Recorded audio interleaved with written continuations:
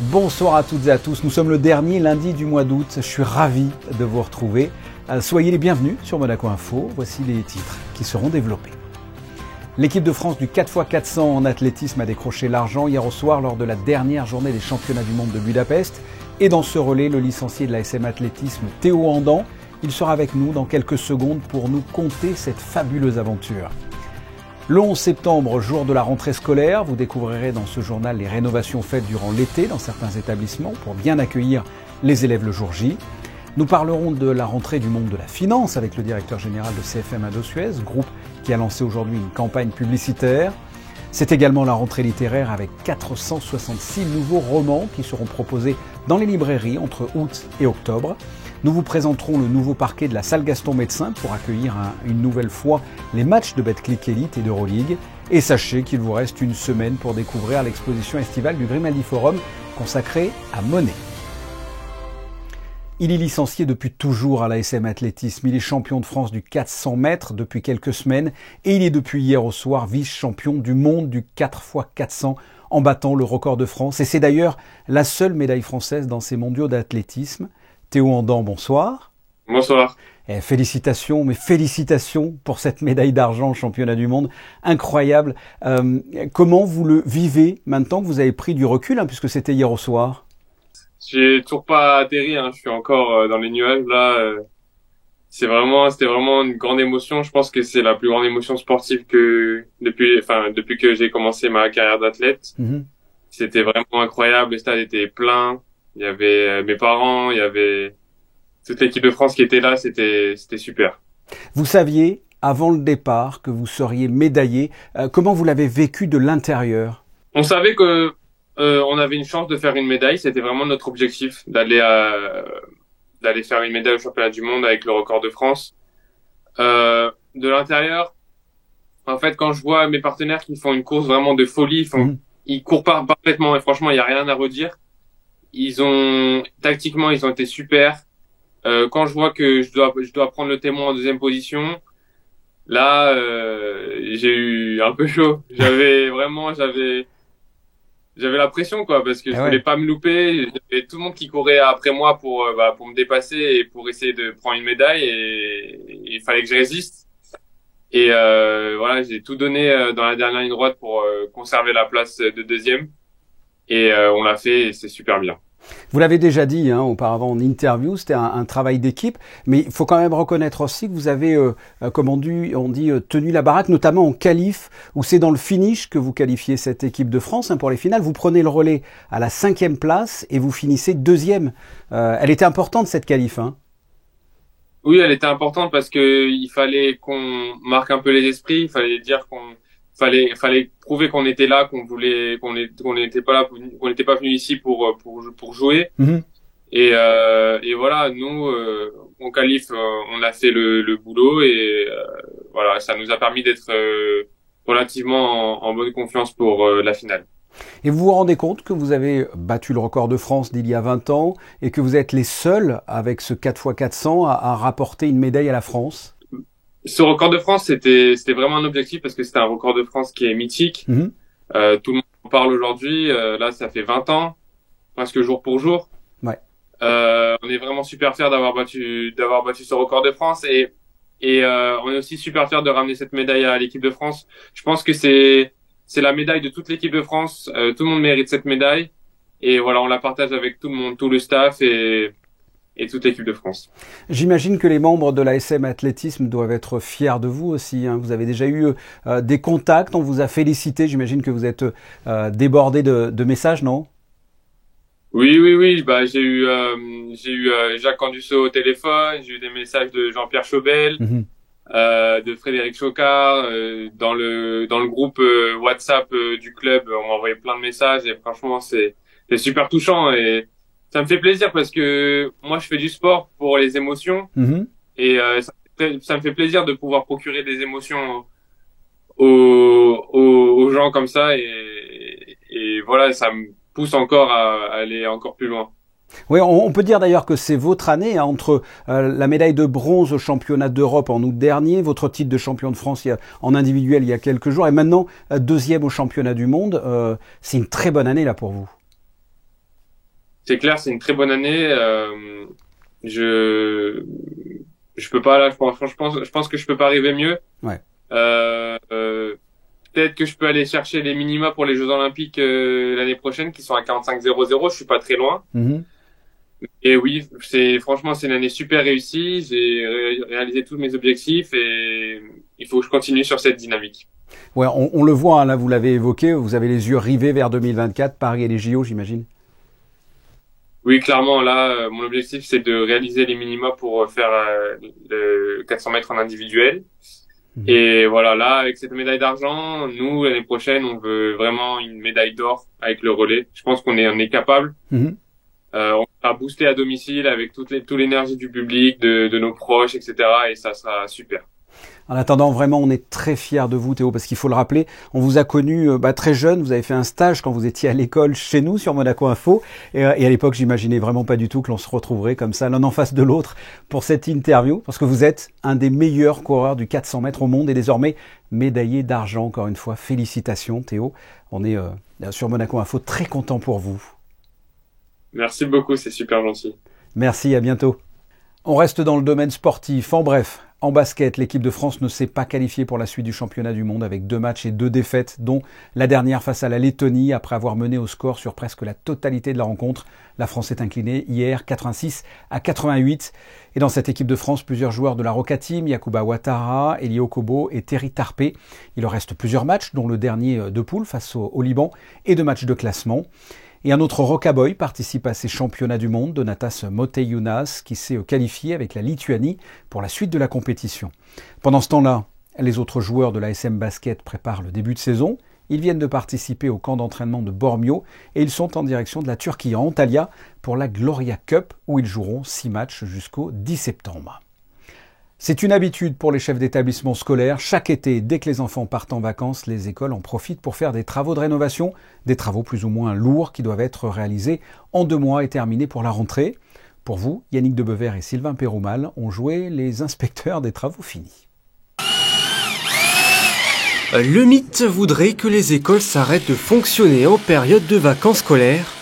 Mais au contraire, elles sont plus actives que jamais, s'offrant un relifting estival traditionnel. Cette année, les gros travaux concernaient principalement les écoles Saint-Charles et FANB, toutes deux inscrites dans un plan de rénovation triennal. Cette année, nous avons effectué la remise en état des salles de classe du premier étage et du rez-de-chaussée et débuté la climatisation du bâtiment. L'important, c'est qu'aujourd'hui, on n'a pas de climatisation dans le bâtiment et on a des énergies fossiles qui sont le gaz. Et avec la PAC, nous serons à l'électricité et on aura plus de confort pour les salles de classe. À Saint-Charles, plus de 700 000 € de travaux ont été réalisés entre les salles de classe, les cours de récré, le gymnase et la piscine. Des mises aux normes, oui, mais également des projets novateurs comme l'installation d'une filtration de l'eau à base de membranes céramiques. Il n'en existe que 3 en France et cela permet de réaliser jusqu'à 80% d'économie d'eau et 30% d'économie d'électricité. Une partie des travaux sont inscrits par le SMBP, donc on a un budget spécifique. Donc l'année N-1, on chiffre un certain nombre d'opérations qu'on juge importantes de réaliser l'année N. C'est ce qu'on a fait notamment ici à l'école Saint-Charles. Mais également, les chefs d'établissement font des demandes, l'année N-1 également, qui sont validées par la direction d'éducation nationale, priorisées. Et les demandes qui sont acceptées sont réalisées l'année N. Donc ça a été le cas ici pour la salle polyvalente où on a refait le sol de la salle cette année. Débuté le premier jour des vacances scolaires, ces travaux en cours de finition seront tous achevés quelques jours avant la rentrée. FANB, Saint-Charles, Petit Cours Saint-Maur, Les Carmes ou le collège Charles III, tous seront comme neufs pour accueillir les élèves monégasques dans les meilleures conditions possibles. La rentrée scolaire qui s'effectuera cette année le 11 septembre. Mais c'est déjà la rentrée pour les banques et le monde de la finance. Avec nous ce soir, le directeur général de CFM Indosuez Wealth, Mathieu Ferragu, bonsoir. Bonsoir. Vous avez donc organisé une rencontre de rentrée pour parler notamment de l'actualité des marchés avec la presse. Quel est l'objectif de ces rencontres? Quel message vous vouliez faire passer aujourd'hui? Alors, nous souhaitions échanger sur l'environnement macroéconomique qui nous intéresse évidemment. Et surtout, aujourd'hui, nous sommes la première journée de lancement de la campagne publicitaire de CFM Indosuez et donc nous souhaitions en faire part. Je voudrais que l'on parle du marché en général. Qu'en est-il de l'inflation, des taux d'intérêt, des tensions internationales, notamment venant de la Russie et d'autres pays? En résumé, comment se porte le monde de la finance en 2023, en fin août 2023? Alors, le monde de la finance en principauté se porte bien. En tant que vice-président de l'association monégasque des activités financières, j'ai pu constater en fin d'année 2022 des résultats très encourageants de l'ensemble des institutions financières en principauté, avec une tendance à la croissance des résultats assez forte. Cette tendance semblerait se confirmer sur l'année 2023, ce qui est très positif pour l'industrie bancaire et l'industrie des sociétés de gestion en principauté. Quant au marché, d'un point de vue macroéconomique, nous entrons désormais dans une période très différente de la période de laquelle nous sortons. Et depuis la fin de 2022, nous avons vu, en réponse à des problématiques d'inflation très fortes et très soudaines, nous avons vu des banques centrales européennes, américaines et d'autres pays resserrer leur politique monétaire en augmentant très rapidement les taux. Cette augmentation des taux rebalance complètement l'approche de nos clients en matière d'investissement, puisque les clients sont désormais aujourd'hui tournés autour des placements monétaires, des placements obligataires, là où le rendement ces dernières années était essentiellement obtenu au travers des marchés boursiers et des marchés actions. Donc c'est un changement drastique qui rééquilibre aussi par ailleurs la nature des revenus des banques, puisqu'il faut se rappeler qu'en période de taux négatifs, les dépôts qui étaient dans les livres des banques coûtaient aux banques. Et aujourd'hui, cette situation s'est inversée. Par la même occasion, les crédits se sont largement renchéris, ce qui peut représenter aujourd'hui un frein à la croissance et potentiellement des risques de récession que nous ne voyons toutefois pas venir. Alors pour les téléspectateurs qui nous regardent, qui nous écoutent, quels sont les conseils que vous pouvez donner? Quels sont les financements qu'il faudrait faire en ce moment ou au contraire les financements qu'il ne faudrait surtout pas faire? Aujourd'hui, avec des taux d'intérêt à ces niveaux, il est tout à fait possible d'obtenir des rendements assez substantiels sans une prise de risque maximale. Donc c'est plutôt une très bonne nouvelle pour l'ensemble de nos clients. En revanche, le coût des financements s'est aussi largement accru et rend l'utilisation du crédit plus sélective et plus difficile. Donc aujourd'hui, la bonne nouvelle pour l'ensemble des clients est que le rendement est facilement accessible dans des conditions de risque nettement améliorées par rapport aux périodes précédentes. Qu'est-ce que représente CFM Indosuez à Monaco en termes de portefeuille, de collaborateurs? Alors CFM Indosuez à Monaco, c'est 400 collaborateurs, donc le premier employeur bancaire en principauté. C'est une banque, comme je le disais, plutôt multimétier, donc le métier principal est le wealth management, la gestion de fortune, mais la banque aussi exerce dans le financement, donc financement d'acquisition, financement de levier, mais aussi financement structuré, financement de rachat d'entreprises, ce sont des métiers sur lesquels nous exerçons, accompagnement des entreprises monégasques, puisque 2 entreprises sur 3 en principauté sont clientes de CFM Indosuez, et enfin tous les services de banque de détail qui accompagnent nos clients essentiellement sur les opérations bancaires de tous les jours. Il y a quelques jours à peine, nous étions en pleine canicule, l'atmosphère était polluée par rapport à la couche d'ozone. Que fait CFM Indosuez et plus généralement le monde de la finance pour l'environnement? Est-ce que vous proposez des investissements durables? Côté CFM, nous avons entrepris des actions concrètes qui nous sont propres localement. Les premières, ce sont les actions autour de la Blue Finance. Nous avons mis en place, en coordination avec l'Institut océanographique, dont nous sommes partenaires, des solutions d'investissement spécifiques qui permettaient de flécher les capitaux vers des actions concrètes autour du SDG 14. Et nous avons aussi par ailleurs mis en place cette année 2 financements que l'on qualifie verts, par lesquels nous donnons des conditions de financement plus intéressantes en matière de taux à nos emprunteurs quand ils s'engagent de leur côté, et notamment en matière d'immobilier, à avoir des biens qui soient plus respectueux de l'environnement. Mathieu Ferragut, merci d'avoir fait comme ça le tour un peu du marché actuellement. Merci beaucoup. Merci. La fin de l'été approche et la rentrée littéraire a déjà débuté. Combien de nouveaux romans vont paraître d'ici octobre? Quels sont ceux à ne pas rater? Frédéric Hélion et Jean-Alexandre Dordet sont allés prendre le pouls à la Fnac. C'est toujours un moment attendu par les lecteurs. La rentrée littéraire est l'occasion de découvrir différents livres ou auteurs. 466 nouveaux romans vont arriver dans les rayons des librairies entre août et octobre. 321 sont en français, 145 traduits. Une rentrée riche avec 76 primo-romanciers ainsi que des grands noms.